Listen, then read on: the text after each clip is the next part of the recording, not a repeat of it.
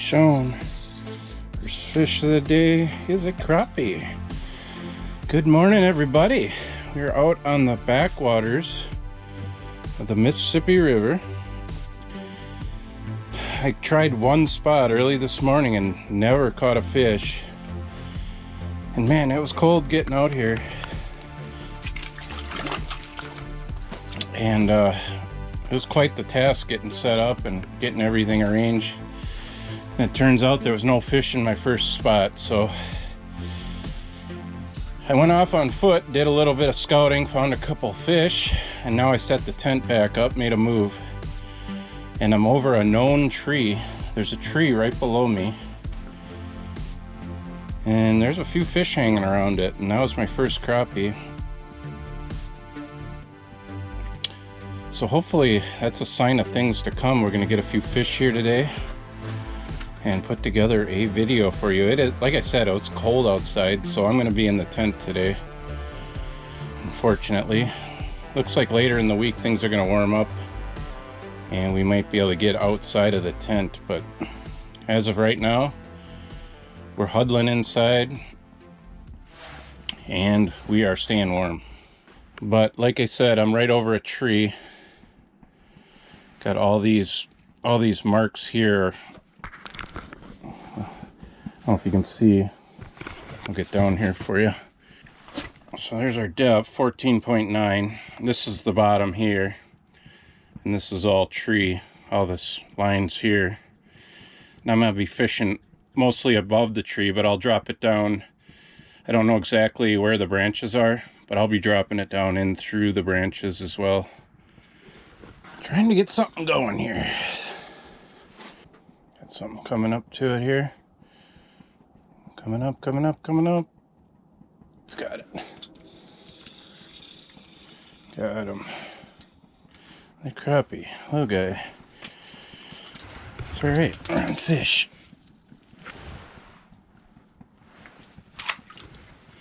After the way this morning started, I will take whatever I can get here, at least to start.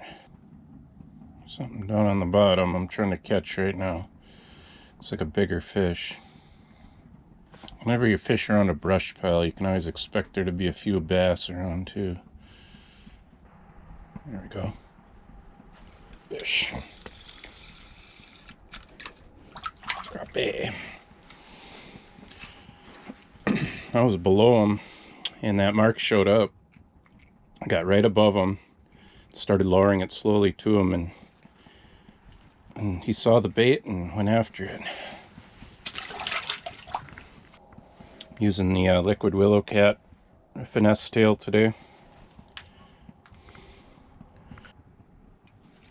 Ooh, fish on. Feels a little better. Yeah, nice crap.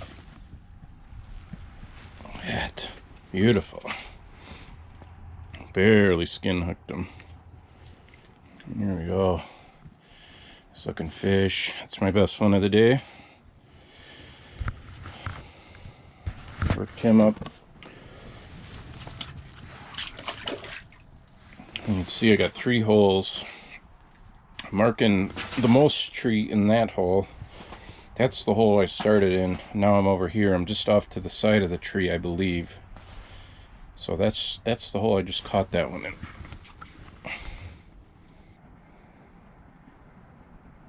There's another one. That one got it. Nice crappie. Now we're getting them.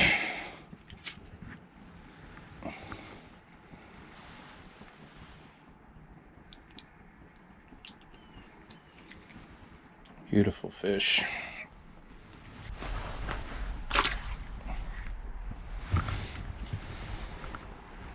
These fish weren't around early morning. They took till like mid-morning for these fish to crank up, which is fine, but typically they'll start biting like right as the sun comes up. I'm fishing with my G2 noodle rod from Radcliffe Customs today. It's a great tent rod. It's going to cover all your panfish needs. It's got a great soft tip. You don't need a spring bobber. This This is soft enough where it'll indicate the bite, but then it'll load up back into here. You can see that's got a lot of power in it, and then as it gets towards the tip, it gets soft. It's just perfect for tent fishing, for panfish. Got him. It's a bigger fish. There we go. Oh, look at that crappie, guys. Oh. And they aren't attacking it. They're being pretty lethargic, but they are biting. It's a good fish. Nice solid fish. Beautiful crappie.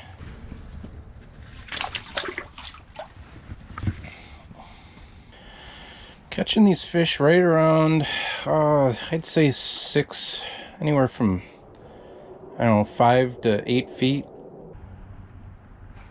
Got him. Ooh, it's a good fish. There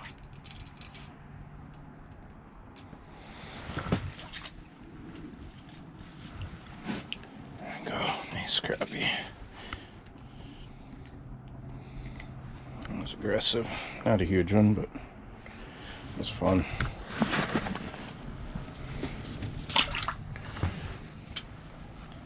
So we're on the backwaters of the Mississippi River. This is kind of a community hole. Spot I fished before. It's one of my kind of go-to therapy fishing spots because I always can count on catching a few fish here. But typically for Mississippi River, what you're looking for to find crappies and other panfish, and really all fish for that matter, is deeper backwaters that are out of the current. So typically areas around towns are good, where they have dredged out the area for fill to build up for development.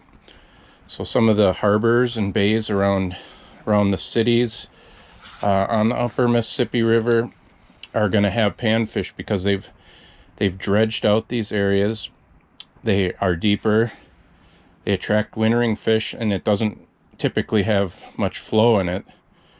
So those panfish will pile up into these areas, and those are typically the community holes that everybody fishes, and this spot is no different. So that's kind of what you're looking for.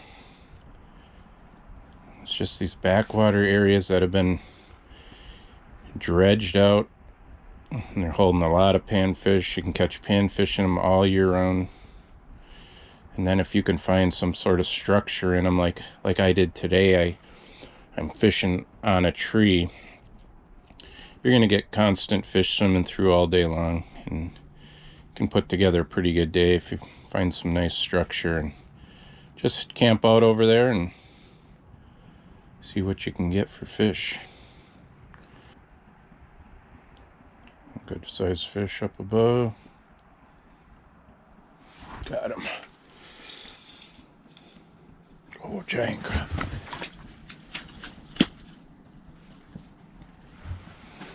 Not a giant, but good one. Oh, beautiful. I'd missed the last two fish. I put a hook in them and then they got off. And I made a little adjustment to my hook, and I'll show you that here in a minute.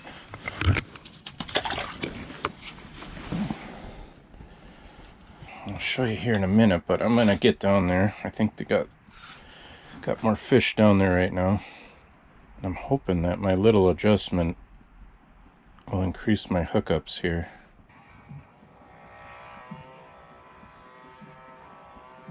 Got him.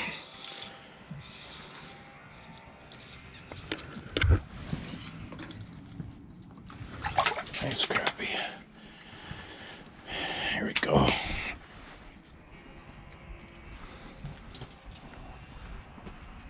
Nice fish. More down there. Got him. And that one slammed it. Another nice crappie.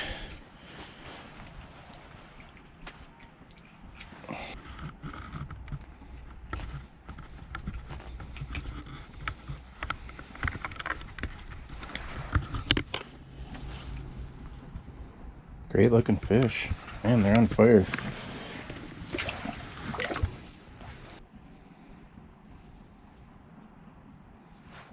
Got him. Ooh, nice fish.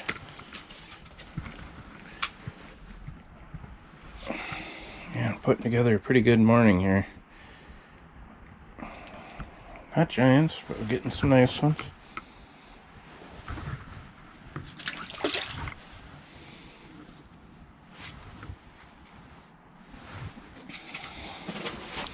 So, I don't know if you can see. You probably won't be able to see this. But I bent my hook, you know, just off to I bent it off to the side so it's no longer in line with the jig. So it's slightly offset, and then I bent the gap upward. So I bent the gap upward so the hook sits more pointing up, and then I bent it this way so it's and then I bent it this way so it's got like an offset. It's no longer in line with the main shaft of the hook, and it's got a slight angle upward. And so far that has not missed a fish.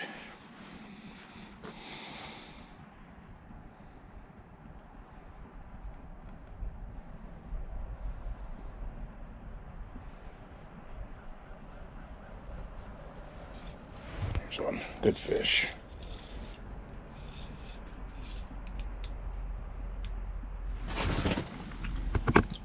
Oh, big old crappie. That one, guys. Oh, there's no doubt about that one. Hook fell right out. Yeah, that's a nice fish. It's 11-incher. 11-inch crappie.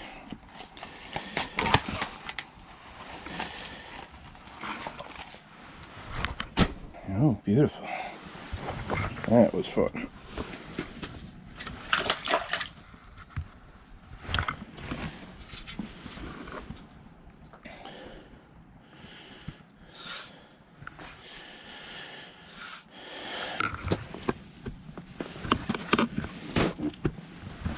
Still working in that anywhere from, I'd say, like 8.5. Ooh, here we go. God, oh, that one raced up. Oh, another big fish.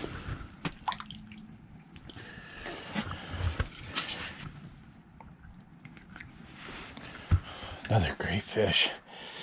He just raced up. I just caught that nice 11-incher, and here's another one just under 11 probably. But I was saying, I'm fishing right above that 8.5 mark, and I just dropped my jig down. I saw that jig falling, and then that mark just started rocketing up to that jig, and this guy hammered it. Beautiful fish.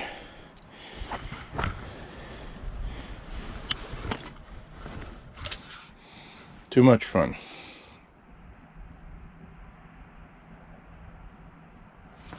Got him.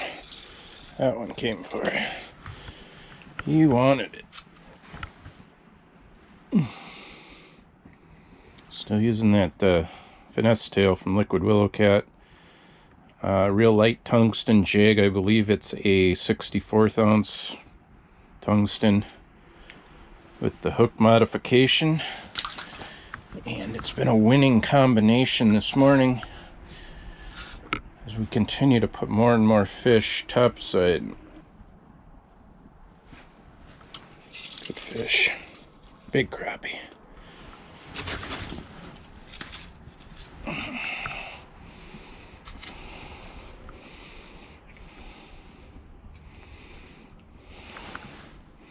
Not big. Nice though.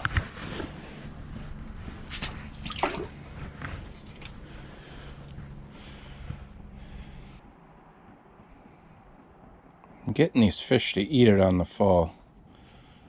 I like to see that aggressive pursuit upward towards my jig, and then I lower it down to them. That's when they're hitting it.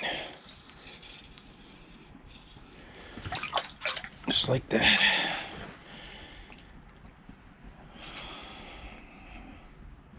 I haven't done a lot of jigging in place, but I typically use that falling motion to get them to bite. And for crappies, it's just hard to beat.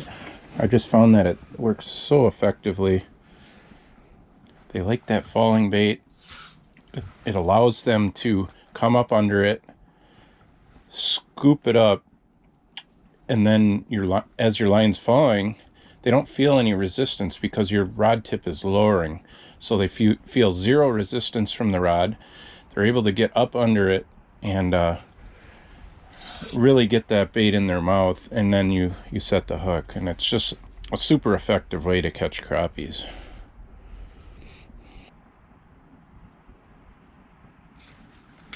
There's a good fish.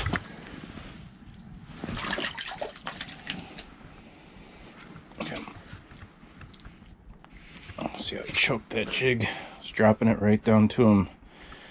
They just come up and scoop it up. Super effective.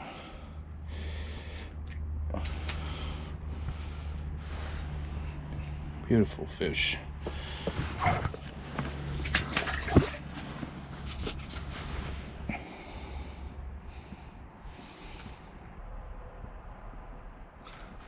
Ooh, that one smoked it. That one might be a bigger fish. Yeah, it is. Oh, beautiful. Awesome. This is just so much fun, guys. Oh, never gets old. That move I made this morning was well worth it. You're hammering the crappies. Look at how well built that fish is. That is just a tank. It's probably 11-incher. Just a beautiful fish.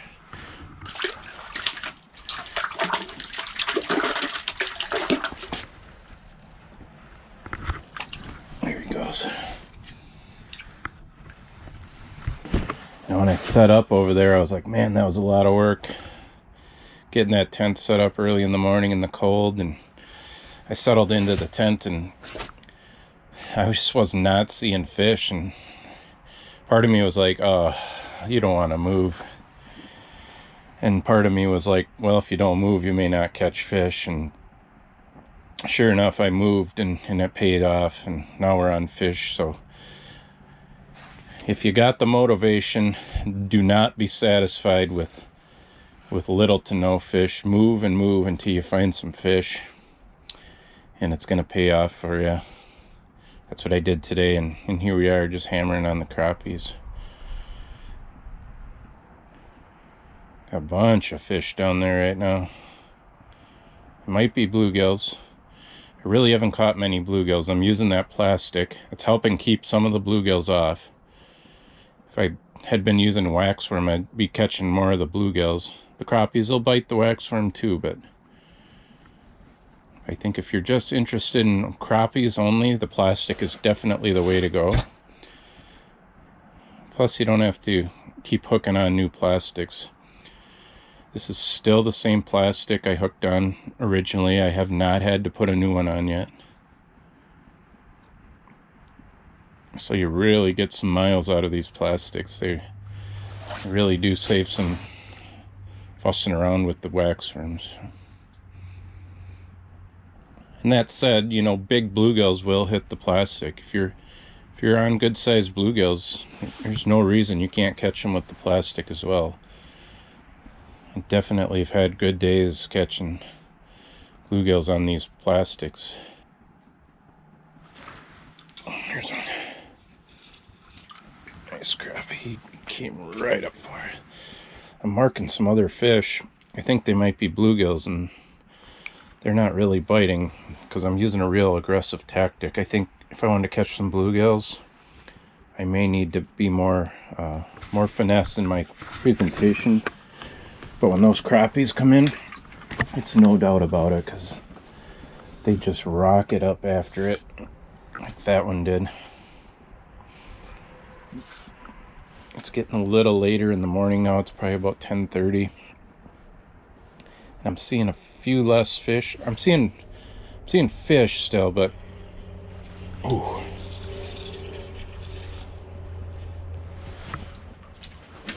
But I think a lot of them are bluegills. That one is not a bluegill. And crappies kind of come in flurries, you know. I come in and then get a few. So it's good to get back down there because they might be moving around this basin in small schools. Since I'm by a log, you know, that whenever the fish get close, they're gonna come by and check out the brush pile, see if there's some food hanging around the brush pile. It's just a natural place for fish to swing by. Fish that are cruising around. Fish on, good fish. Nice crappie. I missed him the first time he came back for it.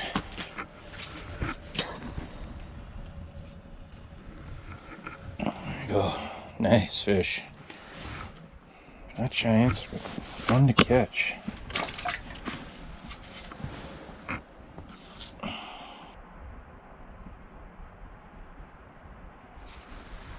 Oh man, did that one terrorize my jig. Nice fish. Oh my goodness.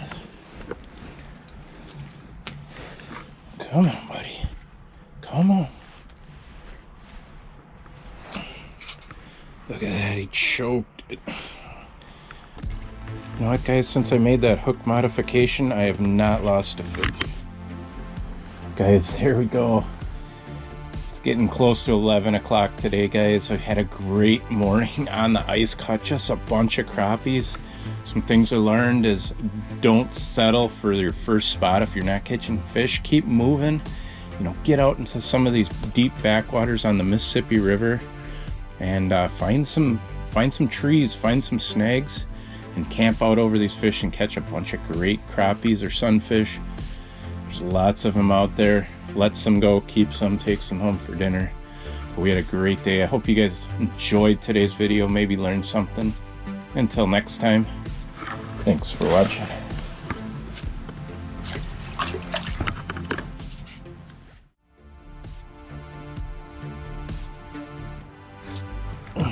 They're pounding it.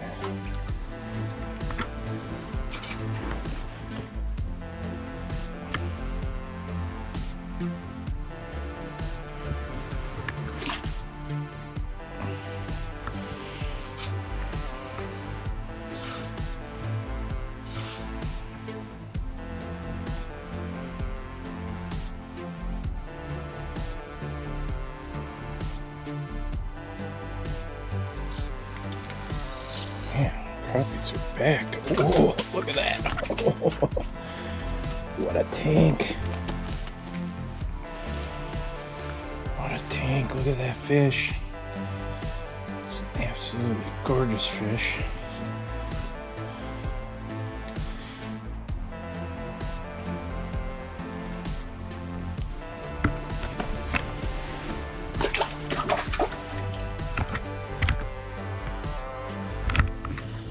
We are having a day.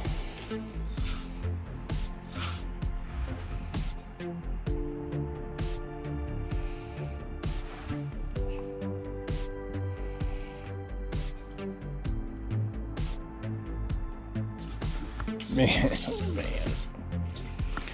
They are down there. They are aggressive.